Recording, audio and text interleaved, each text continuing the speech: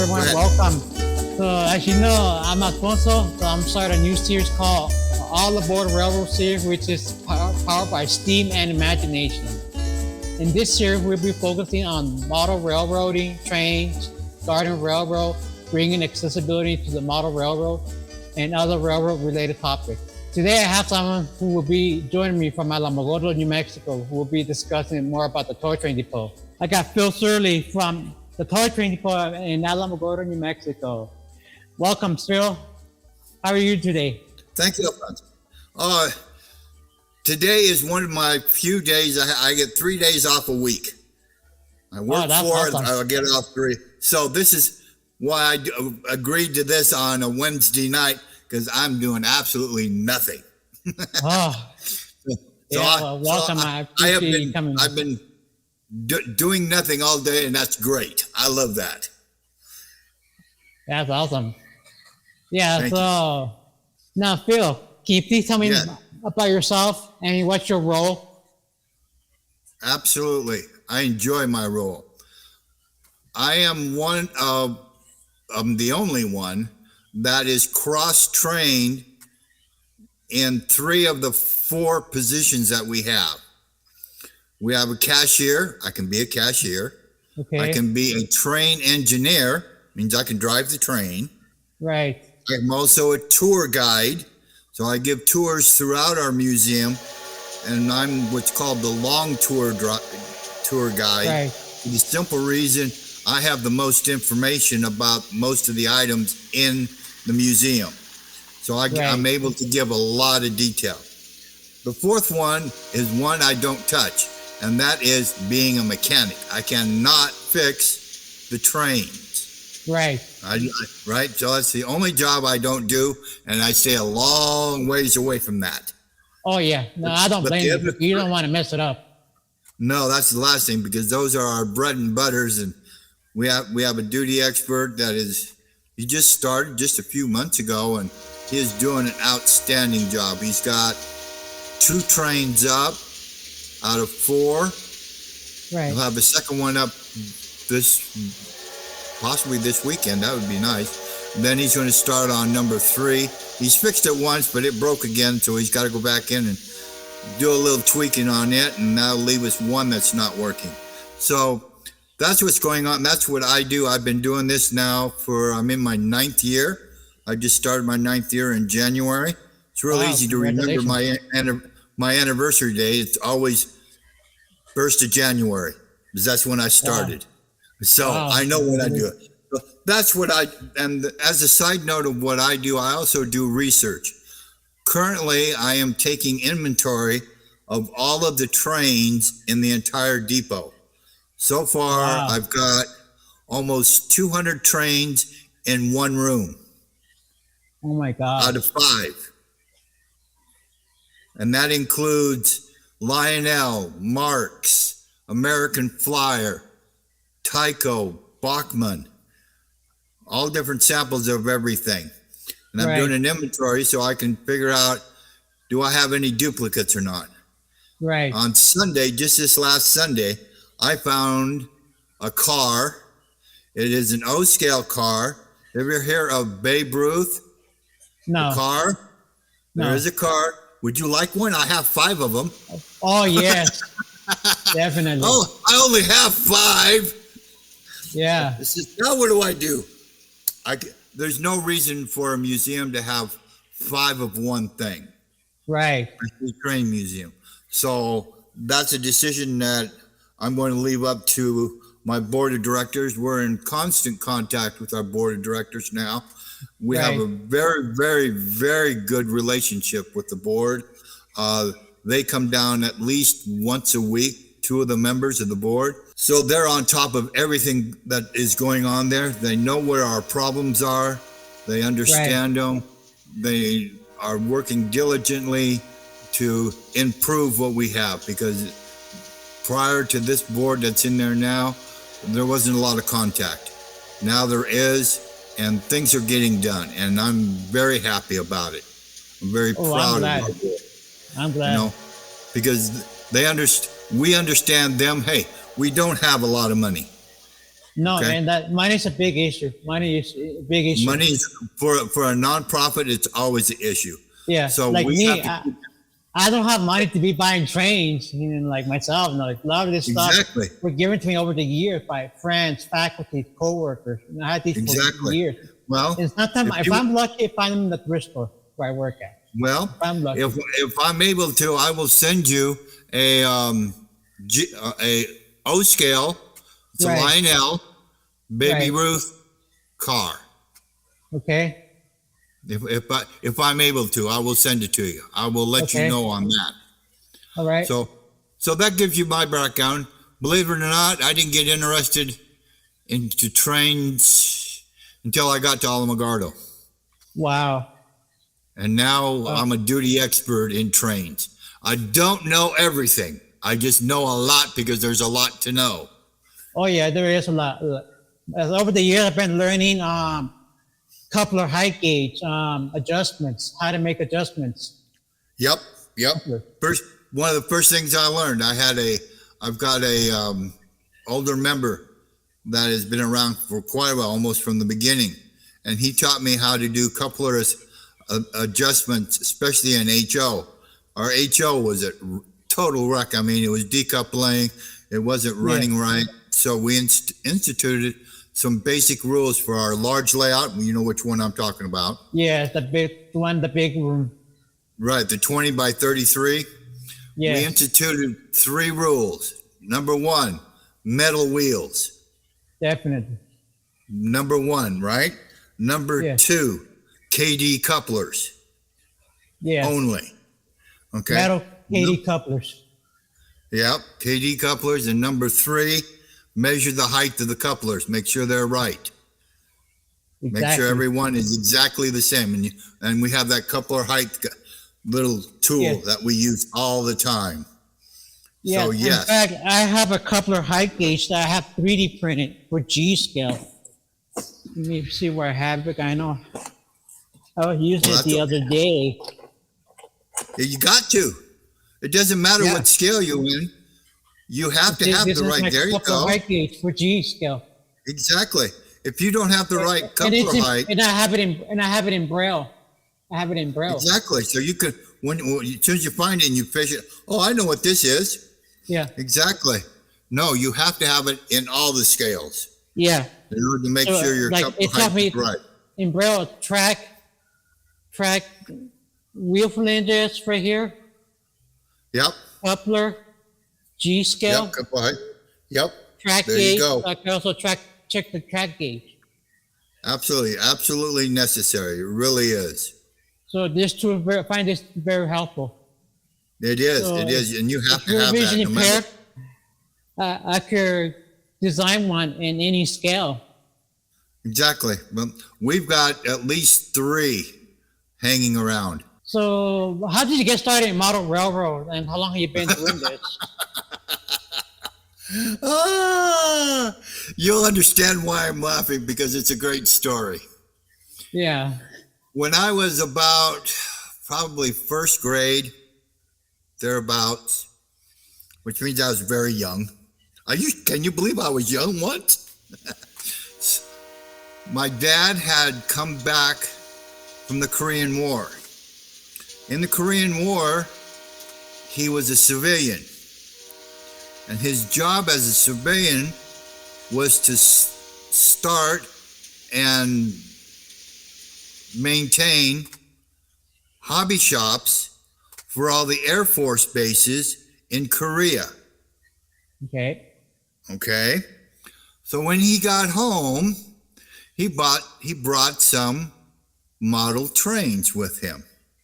Wow. Japanese model trains. And he displayed them very nicely right up on the wall behind the couch. Now, how old was I? 5, 6, 7 years old, thereabouts. So one day, me and my brother, we decided to play trains. Uh-oh. Uh-oh. We played trains on the couch, on the coffee table, on the floor. We were having a really good time. Yeah. Yeah, until Dad walked in. He was not a happy camper because we were playing with his trains. You know, we got punished. Oh yeah. And we did, and we never played with trains again. That's how I got introduced. When I was in the military, I was in the Marine Corps. I was stationed at Camp Pendleton. And my E7 gunnery sergeant, he was involved with the Girls and Boys Club in San Diego. Okay. And a gentleman there came up to the Girls and Boys Club because he had a situation. He got the ultimatum from his wife: the trains or me. Now, the reason why he got this ultimatum is he had a 2-car garage that was full of a train track. Wow. That's a lot of work. You know that. Oh yes. And so where did he spend his weekends? In the garage. Where did he spend his time after work? In the garage. How much time does that leave for his wife? 0. She was not a happy camper. So he got the ultimatum: the trains or me. Well, he made an executive decision and he decided he was going to stay with his wife. Well, okay. But that means he had to get rid of the train. So what he decided to do, he decided to donate the whole layout with trains to the Girls and Boys Club. Well, he didn't have vehicles to transport it because it's pretty big. You know that. Oh yeah. Oh yeah. So what he contacted the military, and my gunnery sergeant got there in charge. We brought over what's called a 6x, which is a great big huge dump truck. Right? Yeah. It has 6 wheels under it and a pickup. And we couldn't fit it all into one of them, so we had to saw the layout in half. Yeah. So we sawed it in half. We put the bigger piece in the big truck and the little piece in the little truck. And then we took it over to the Girls and Boys Club. Well, that wasn't too difficult, right? No. Easy peasy. So we get over there and we get to the front door, and it's great big double doors, and we thought, okay, it should fit right in there. And we got to the double doors and it didn't fit. Uh-oh. Yeah. Now, if you know anything about Marines, a door is not going to stop us very hard, is it? No. So we walked around the building and we measured. We had measuring tape, and we measured and we measured. And we found out that one of the windows, if we took off the bars and took out the window, we could put it in through the window. So we spent the next hour, took off the bars, took out the window, and we inserted the 2 pieces of the layout into there. Now you think that must be the end of the story. No, that was not the end of the story. Because now somebody's got to put it back together, right? Oh yeah. So we got the 2 pieces of them, we got them up, we got them level, and then we says, okay, now we got to rewire it. Yeah, we just have to put 2 wires together, right? We just sawed the wire, just put the 2 wires right together. Right. And it did not work out that way. This guy did not help us at all. For the simple reason, when I got underneath there and I looked up, I only saw one color. Orange. Wow. All of it. Orange wire. Every single wire to all the lights, all the tracks, the complete layout back to the power panels was one color. That might have been confusing. Yeah, which wire goes where? Right. Yeah, exactly the problem. So the Marine Corps was really nice, and they donated a 10-foot piece of 50 pair wire. That's 100 wires, right? And so guess who got volunteered to wire the entire layout? You did, right? I spent weeks underneath there unsoldering one wire, soldered the other wire out, traced that loose wire to wherever it went, figure out where it went, and resolder it. One wire at a time. Oh my gosh. Yeah, I was laying on my back a lot. Yes. So that was my second introduction into model railroading. And then when I got here to ALAMOGORDO, I was looking around when I was retired by then, and I was looking around to see what I could do. And I saw the toy train depot there. I says, I wonder if they need any help. So I went in there and knocked on some doors. Nobody answered. I says, okay. It was around Christmas time. So right after Christmas, I went back down there, and there was one gentleman there. And he was out on the train. He was driving the train.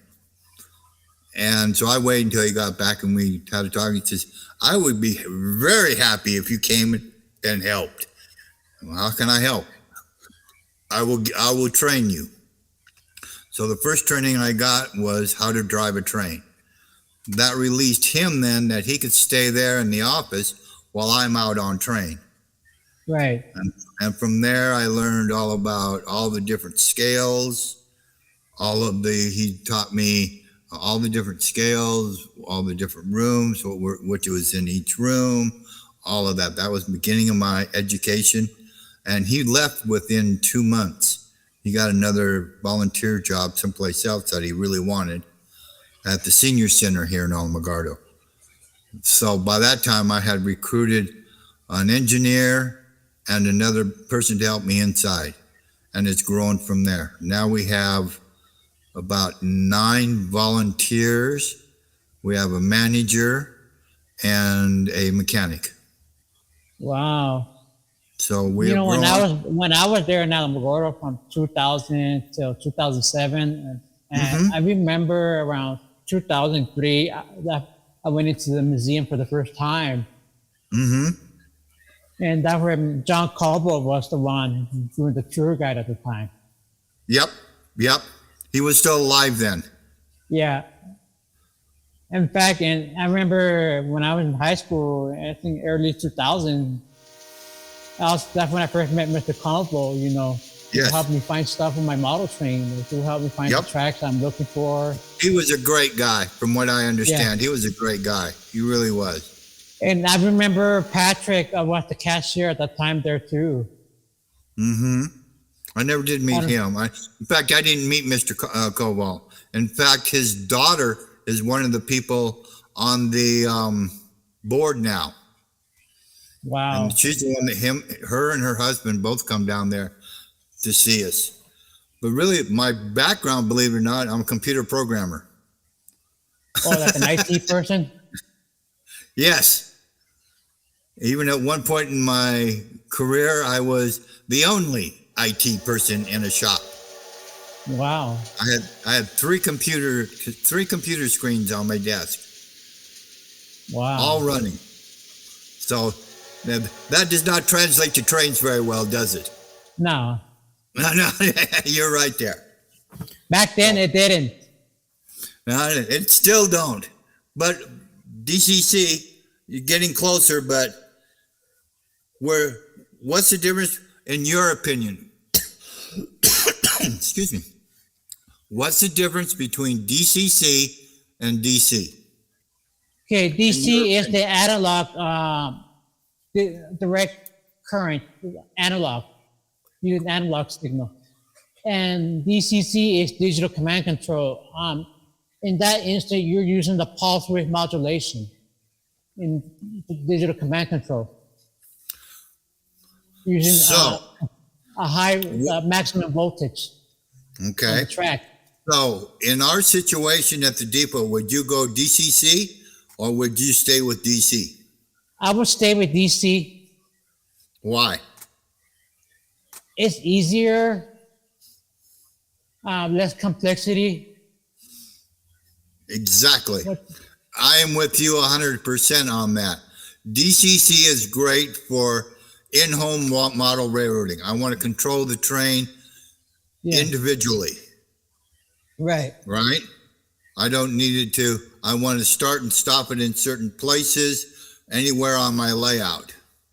Yeah, right? DCC requires programming. Exactly.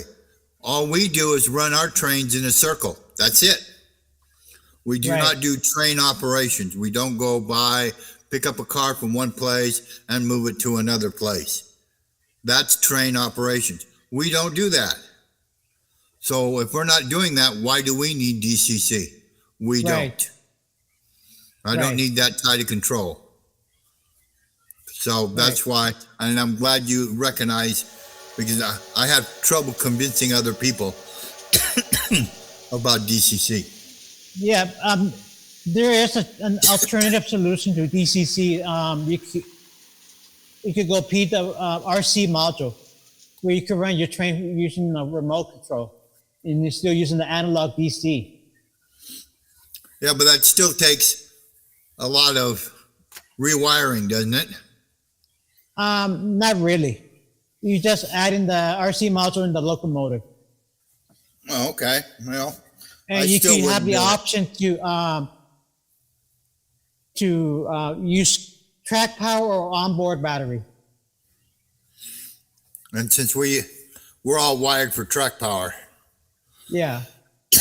excuse me, I got a frog in my throat tonight. So in my case, I'm using onboard battery Right, on my right. on my old gauge because right now my track power is not very stable.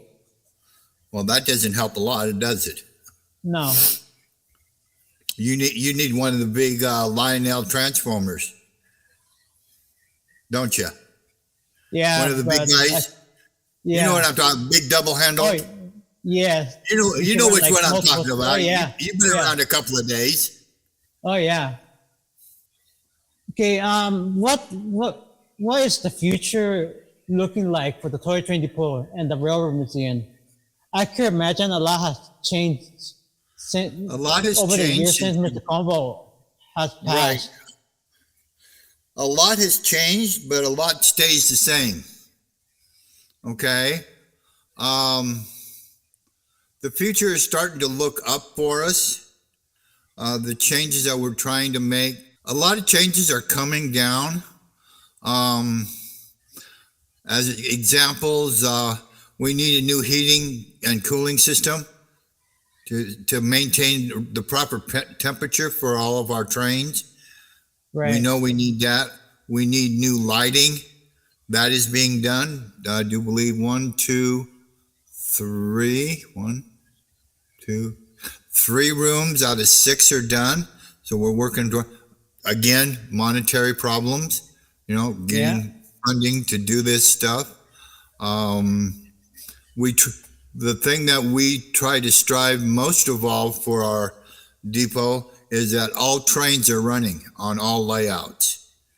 There is no Right. layout that is down, and we strive very hard. When it's down, it's not down for very long. If Right. it's down at all.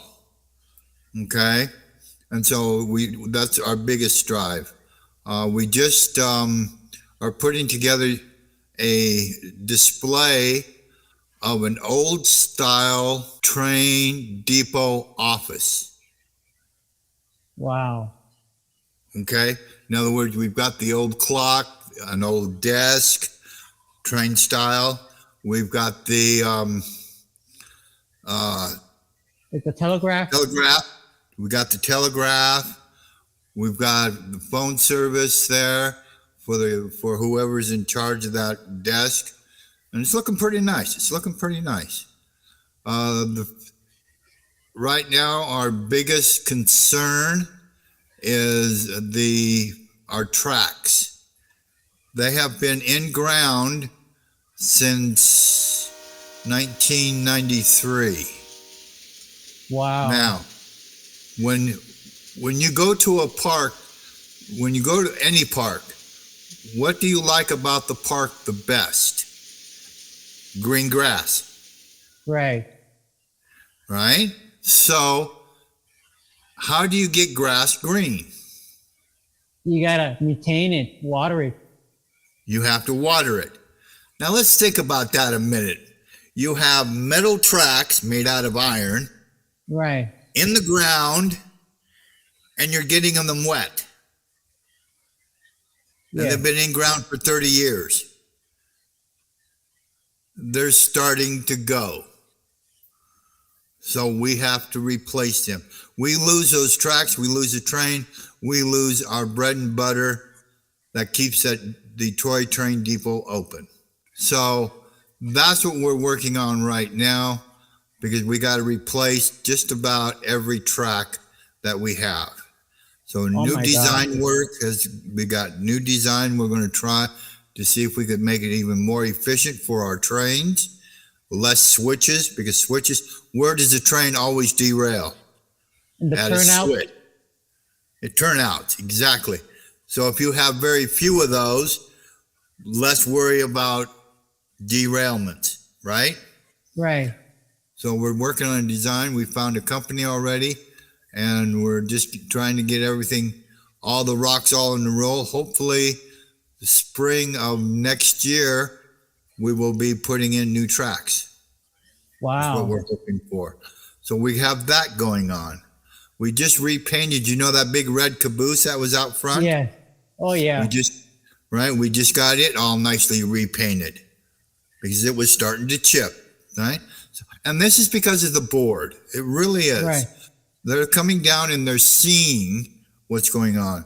They've done quite a few little improvements, right? To make operations easier and safer for everybody, not only for us, right. but for the customers that come and see us. And, right. and that's important too, right? Safety for everybody. Yeah. So you know what? I remember one of the time when I went to buy some stuff at the gift shop at the 13th Depot. I remember tripping over some stuff in the gift shop. Right, and that has all been very packed and narrow. Yeah, not anymore. It's very open. We got rid all of that stuff that you saw in there is now all boxed up. All we have now is train related stuff. We sell some of our duplicate cars in there, cars that we don't want. We sell them in there. We have hats in there. We have whistles in there. We have keychains in there, hats. I might have said that once or twice. What else do we have in there? Books, DVDs. No. Well, we have some books, some children's books. We've got the books for Cloudcroft and for the logging railroad, as far as adult books, but mostly it's kids' books. Yeah. But it's much more open. We can fit a lot more people in there, and they're not stepping on top of each other, which is what you probably I got something that I bought at the toy train depot. Yes, I over see 20 that. years ago. I bought this. Wow. There you go. So, yes. I remember you guys used to have TVs. Right. So that's some of the improvements that we've done. The future is starting to look up. We have a web page. If you want to go out to, there's a web page out there. Yeah. There's a that's how I video got out their there. email. That's how I got their email address. That's how I got the email. Yes. Yeah, and it forwarded on to me. Okay. Right. But also, you notice out there's a video of the depot. Yeah. For the outside train. That's a really nice video, isn't it? Oh yeah. I thought it was. Gives us so you can see we are one of the things that we're working on for the future is selling online some of the duplicates that we have that we don't need. Yeah. Okay, and we're going to sell them right there from the store there. Right. So the pictures are already done. Just the website has to be put up, and that we have a webmaster that's going to be doing that for us. You got to figure out how to get the cash from the people or a credit card, and how does the money flow, so we can recognize how we're going to ship things, all of that logistic thing. Right. But that's one of the improvements that we're going to do, so people can buy some of our stuff online. What a great idea! Right now, I just recently saw the website, and see you have like an online shop, but it doesn't come directly from you guys. It comes from a manufacturer, like the shirts and the hats. No, that comes from us. Oh, it does? Yes, all that comes from us. Oh, Just okay. like the shirt I got on. You see the shirt I got on? Oh yeah, yes. Okay, so Yes, no, that comes directly from us. Oh, okay. We ship it right out from us. That is not coming from a manufacturer. Okay. They don't get the money. We get the money. Oh, I see. So Okay. you had to send it to the manufacturer to make it made, right? Yeah, we have to. We buy it from the manufacturer, then we put it online. Right. So Yeah, like I does say, that it's help just you? like, oh yeah, I have like a better perspective now because I definitely remember from my day, like I've seen a yeah. lot. It has changed a lot. Trying to think. There was another video that was done. I don't know if we put it up on the website or not. We had a television station, one of the public service television stations, come in and take a Yeah. video of our interior. Yes. I don't know if that And I got remember posted. seeing that was KRWG, Las Cruces. Yes. I remember seeing documentaries 20 years ago about the toy train depot. Yeah, but no, this one was within the last 5 years that we did the internal one. Right. So that's where we headed. We are heading uphill. We're getting more customers. We have seen a rise in our customers, which is good. We're getting more local people coming down again, which is what we need to do, trying to get the local. In fact, next week, is it next week? 2 weeks. Yeah. I'll be on the radio again, KHII. I'll be on Right. the radio again, and I will be pushing the Toy Train Depot. I get to be on there once a month Wow. on the radio. Yeah, but like I say, I just remember the last time I was there back in 2009 when I went to visit Alamogordo, and I just stopped by to pick up some O gauge tracks, Yep. and that back in 2009. And during that time, I was working at Walmart. For Walmart at the time, as a cart pusher, and I remember being a cart pusher. Like, I really enjoyed it. That was the closest job I had being to the railroad, driving those Exactly. There you train go. carts. And I remember my trying to manager go. was TSM's. They said, you want to tell me, you have the right attitude for the right job. And my Yep. other cart pushers did not like me. I was despised by other cart pushers. Like, I put up with their attitude because they say that they're not making any money. They're only getting minimum wage. In fact, I got employed associate of the month within the first 6 months, Wow. and There they're you very go. rare. Got associate Especially of the for a month. cart pusher. Yeah, There you go. There you go. those my fellow cart pushers. I remember they had attitude towards me because they would get mad because I can't see them. You made them look bad. You made them look bad. Because I can't You see were the too hand good at your sticker. job. They were just complaining, whining all the time. Like, man, this job is hard. They all say that. And they say, no, it's not. Yeah. What's that? It's the easiest job in the world. What do you mean it's hard? Being a car Man, pusher, Yeah. Did you have a mechanical one that you control by remote control? yeah. What's so hard about that? You're not pushing, 50 carts at a time. You got the machine Right. to do it for you. Yeah, What's so the hard about locomotive. that? And I remember being a car pusher, running the locomotive with the remote, blowing the horn all constantly, going to the parking lot. And that's why my car pushers hated me. And they tell There me, you you need to quit go. thinking that's a railroad. But until what happened, I remember one of the car pushers tell me, hey, you must be on drugs if you think this is a train. You must be on crack. Yeah, well, a And- lot of people and don't gonna appreciate report train. You, and then you know what? I'm going to report you to the manager because I think you're on drugs. Go right ahead. I don't care. Report Yeah. me all you want. They can test me all they want. Test Yeah. me all you want. I'll test every day if you But want. I got reported. I got sent for drug testing. Came out negative. Of course it did. Of course it did. So, like I'm just talking about back in 2009, and then as time went on, I would hand my money to my coworker to buy me tracks, who were going to Yeah. Alamogordo frequently. Like they'll stop at the train depot. Hey, if I give you some money, will you stop at the toy train depot and pick me up some old gauge tracks? Yeah, sure. That's what we were trying to get it together on. Yeah, With your friend that came down, he didn't know what the hell was going on. right. Yeah, And that's how I got your number. yeah. And then not only that, but when I was working at Walmart, and then when I was working for this other agency, after losing my job at Walmart, I was doing the same thing, giving my money because this guy was going to tell him on a weekly basis, and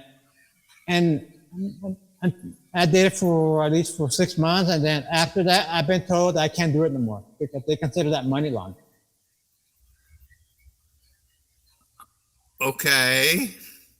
Like how's Sorry money about laundering? that. If I'm paying my coworker to buy me some tracks Yeah. that I can't find anymore. Well, that's what I'm for. Yeah, That's what I'm for. yeah. I heard something here that you need volunteers, right? Always. Always. They don't have to be interested in trains. Okay. Okay. In fact, I have one gentleman volunteer. He doesn't like trains at all, but he is a scenery person. Right. So he does all the scenery for all the layouts. Now he works on the trains a little bit. You know, he knows how to run them, but he'd rather do the scenery. Okay. What's wrong with that? I need a scenery guy. In fact, unfortunately, by the middle of the year, I'm going to lose him. He's moving to Oregon. Right. So I'm looking for a scenery person. You don't even, the key thing about model railroading, and I think you'll agree with me, detail, detail, Definitely. detail. Yes. Detail is the most important. So if you are a detailed person, I can teach you the rest.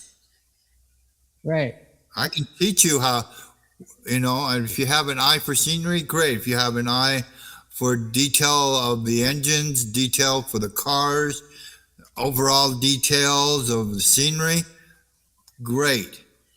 The way we treat our volunteers, and I tell every volunteer almost every day, you come when you want to come, as long as we're Okay. open. You stay long as you want to stay. So if you can only stay for an hour, okay, I'll take the hour. Right. And you leave when you want to leave. Not up to me when you want to leave. It's not Right. up for me. It's not up to me other than we have to be open for you to come. Right. And we're open Thursdays, Fridays, Saturdays, and Sundays. If you can only make it, I've got one gentleman that drives train. He loves driving those trains, but he can afford to only come every other Saturday. He's in the military. He has another job he does, but every other Saturday he comes in and he drives train for me all day. And he loves it. Wow. Unfortunately, I lose him at the end of the year.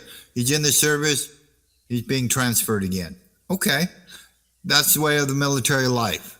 You accept yeah. it and you take his you take his volunteerism to heart. Yes. Is it a help for him to be there one day every 2 weeks? Absolutely. I'll take it. So that's our expectations. I just talked to one gal just this past Sunday. Another volunteer brought her in, and when I told her about the 3D printer we're going to be getting, well, she darn near jumped out of her skin. She says, I want to learn that. Because we are Wow. seriously thinking about a 3D printer. And that's why I've been asking so many questions about 3D printers. Right. So I can make sure that we're going to get a reasonable one. It's not going to be a high-end one. We don't need it. No, I see some No. reasonable up around $150, like a starter, Right. small. And I've seen those too. I'm looking more at the $200 one. Yes. What is that one? Something Force. I want to say something forced. They look like they're pretty popular. They look like a good one, and that's why I was asking about the transaction. How do you get the STL to the printer? Do I have to have it next to the computer? If I don't, that makes it even easier because I can put that 3D printer back in the back room. It doesn't have to be next to my computer.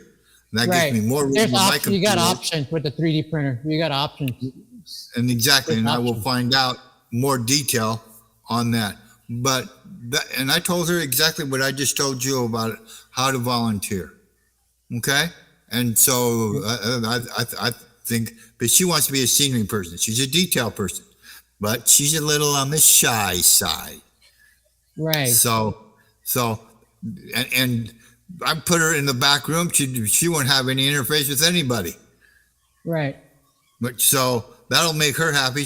She gets to do 3D printing. She'll learn how to do that same way I'll be learning, right? So that's what we're looking.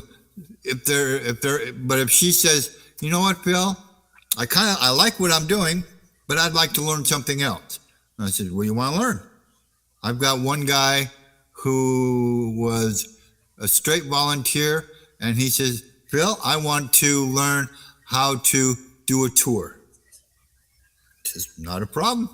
And so we have taught him now. He is now considered, he just passed his last test, right? With somebody following him around, shadowing him. He did perfect for a short tour person. So now we can know that he's going to give out, he's friendly, he gives out great information, tells great stories, and he knows them pretty well. Now he's a tour guide. Oh, that's awesome.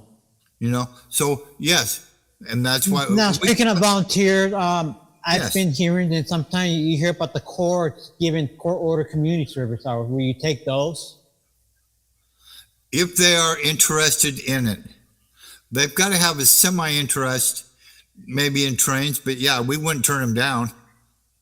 Right. We wouldn't turn them down. We would keep them busy. We have busy work around there. Right. Somebody still has to sweep the floor. Somebody has to dust. Oh, yeah. Try dusting all those shelves. Think about that. That's a lot of dusting, isn't it? Yeah, we have to clean all the glass. All the glass has to be cleaned. What do kids like to do? Put their hands on the glass. Yes. Yeah, so we got all that glass to clean. We have outside jobs that we can give to them. Weed cutting. We got to maintain those tracks. We got to keep the weeds off of them. So, yes, court ordered, yes.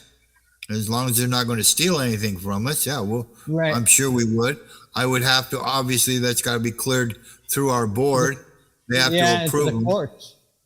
Here's the thing. I work at a thrift store myself, and I've been there 6 years already. I'm going on 7 years working at the thrift store. ARC thrift store, and basically they're a nonprofit organization where we raise money for advocacy for people with disabilities. Sure. I'm one of those individuals. So when I started out as a volunteer, and then until 6-7 months later, they hired me on. Yeah. Right? They saw how good a worker you were. You didn't have an attitude. You had a good attitude. You didn't have a bad attitude. And so, yes. And then ever since then, I got employed a month twice. There you go. That's all and they tell me it's very rare that happens. Yeah. So good job. Yeah, very rare that I get employed a month twice in 6 years. Well, like I said, they like your work. Yeah. Because so as far as volunteers, we look at you. I interview you myself to see if there's, to see what you're interested in and doing there. How can you help us? You help us, we'll help you. Right. Right? It's a two-way street. It's not one way. It isn't like a regular business where you're going to work and you're going to do as I tell you to do. Right. We get a little bit of freedom. I've only had to kick out one volunteer because he didn't want to listen to me. He didn't want to listen to me. All he wanted to do is line his pockets. Wow. Not stealing. He didn't steal, but he wanted to improve the trains that he has. So he would go through all the boxes everywhere. Wow. And say, do you want this? Do you want this? Do you want this? Do you want this? He didn't want to learn anything. Wow. Eventually, I kicked him out. Terminated him, right? Huh? So you fired him, right? Basically, yeah. Wow. Yeah, well, I asked him not to come back. He has tried to come back twice, and I wouldn't let him. I won't let him. He's tried twice to come back. We have the problem where I work at, especially it's a thrift store, and we have stores statewide. In fact, we just opened a store in Albuquerque, New Mexico. Uh-huh. And the problem we have is theft. That's a big problem. Yeah. Right. And that's what now he didn't steal anything, so it's not as if he was stealing, but he was going through everything and not doing any work. All he wanted to go through was the boxes to see what he could get from us. That's all he wanted. Because we have boxes under every layout. Well, one of my projects in this inventory project is to go through all those boxes and see exactly what do we have. What do we want to leave in the museum, and what do we want to sell? Right. You know, duplicates, obviously, we want to sell those off. Right. Or if there's stuff underneath there that we haven't looked at in years and it's garbage, literally garbage, let's get rid of it. Let's pull it out and look at it. If it's garbage, it's garbage. If it's not garbage, we'll keep it. You remember that building right next to the caboose? Yes. There was a separate building from ours. Yes. Now, the Elks used to have it. Well, the Elks cleared it out and terminated their lease, and the park has now allowed us to store things in there now. So I can get all that stuff from underneath the tracks, and I have a place I can put it rather than right back underneath the tracks. So that clears all of that stuff out, and we'll inventory. Everything gets inventoried as it comes out to see, do we want it? Do we not want it? Is it something for the museum? If it's not, can we sell it? If we can't sell it, give it away. Right. Yeah, because I imagine you might have duplicates of rolling stock and all that, locomotives. Exactly. I just found a duplicate of a locomotive. Put it together. It's up for sale now in our store up front. I found a duplicate. We didn't know we had one. Right. Until I did this inventory. Then it says, I know this number. It's right. I have 2 of these now. Okay, we don't need 2 of them. Right. So it's up for sale now. Yeah, that's what I did. I had some older model trains that were duplicates too of what I have. Sure. So I donated them. Yep, exactly. You made sure they went to a good home. Yes. Yes, absolutely. Yeah, because so like you said, like I'm just like to me as a collector, or I like to have one of each, like not duplicates. Yeah, but I don't need 3 or 4 of them. Now, depending on what it is, if it's just like that one train just going by there, is that an O scale? No, it's the one with the green cars. Let me see when it comes around. It's O scale. It's O scale. That is O? Okay. Yeah. No, right wait till him. I'll let him come around again. Because you got, I think it was 2 green cars there. Yes, that's O scale. Okay. I'm waiting for him. He's probably at the far end. Here he comes. Here he comes. Yeah. Yeah, that's O scale. So you have the green and orange, the 2 green and orange cars. That might be a duplicate, but I bet if they're not, are they? Are they 2 different ones? That's a set. That was a set. It's a set. Yeah. And you don't want to break that setup, do you? Right. No. There you go. There's an exception to the rule that I have a set. Right. But you don't know if you have a set until you do an inventory. Right. right? Right. That's what was driving me for this inventory. It's going to take me months. Let me tell you. I've Yeah. already spent Like passenger least 2 months. sets are like passenger cars. Like if they're matching, they're basically a set. Yes, yes, and that's what I watch out for. That's what I Yeah. look for. They're Is the they're sets. like a complete set. You know, like we have like Exactly. 9 passenger coaches. They're like a set basically. Is that a Lionel set? No, that's an S Tech, Easy Tech, Oh, Easy Tech. Easy Tech. Yeah, Easy Tech O gauge. Oh yeah. Oh, okay. Yeah, because you use battery, right? Yeah, I'm using rechargeable battery. Yeah. There you go. Okay. It's a nice looking set. Yeah. I have 2 or 3 of those red and silver cabooses. I have Wow. 2 or 3 of those. Those are That's by popular. Marks. That's by Marks. Yes, that's the marks. You're right. Yeah. You are perfectly right. And- Those are and- marks. Yeah, they don't make those anymore. They're Yes. templated. That's true because they're tin. They don't Yeah. make them anymore. They don't make templated roll stock anymore. Nope. It's all plastic now. Yeah. Now I do want to talk briefly about the Alamogordo and the Sacramento Railroad. Like, well, as I'm aware, that Alamogordo and the Sacramento Mountain Railroad was a logging railroad that ran from Alamogordo up to Cloudcroft. And Yes. based on my research, it would take 2.5 hours to get up to Cloudcroft by train. 3 hours. 3 hours. Yeah. The reason- Because the they reason- didn't go fast. Well, it's uphill. Come on. Yeah. Yeah. What kind of engine do you think they were using? They were using the Shea locomotive. And who's And, who's next door to Shay's? Who else, besides Shay? Who else made gears? The Climax. Climax and Heislers. They used Heislers and The Mogul. Shay. And here's why it took so long. I'll tell you exactly why it took so long. They had to go through a switchback, Yes.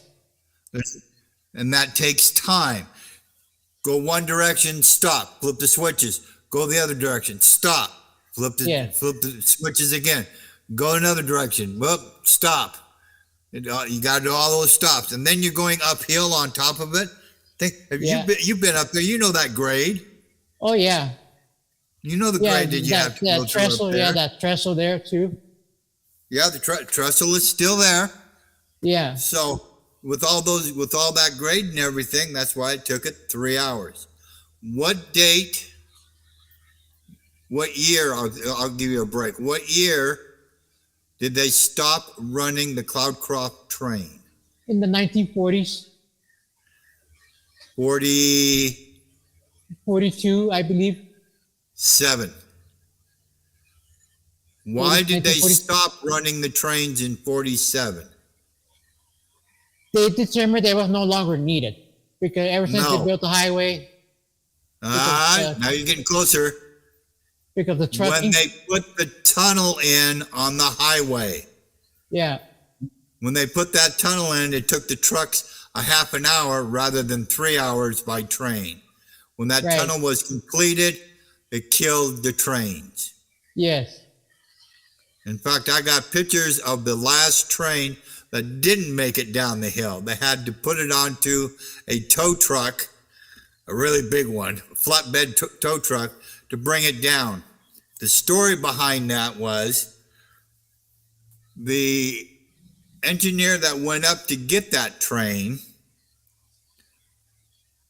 he needed to get water.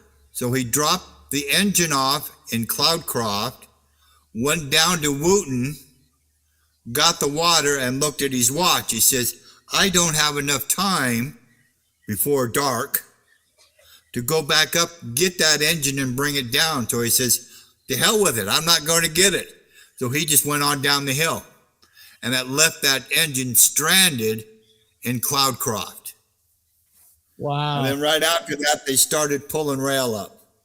Within a month, they pulled all the rail up. Yeah, that's pretty Because at sad. that time, And if you wonder, would it be possible to ever restore it to full operating condition? no. That whole line, too expensive. Yeah. Because of the hill. Oh, okay. Because of that hill, you got to go up. It would be way too expensive.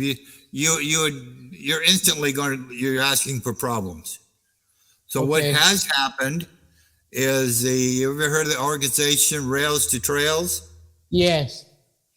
They are working on restoring all of the trestles, and there's 58 trestles on that line. And they're working to change it over to a trail going all the way up that mountain. Wow. So yeah, it would be way too expensive to try to put another train in there.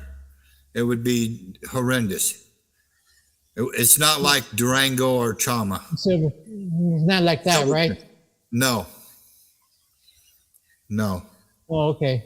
Because I was thinking, like, if it's possible to restore and make a scenic train ride, like Durango and Silverton. Right. It would be great to do that, but you would have to sink so much money into it. It wouldn't be, you couldn't get your money back out of it quick enough. Okay.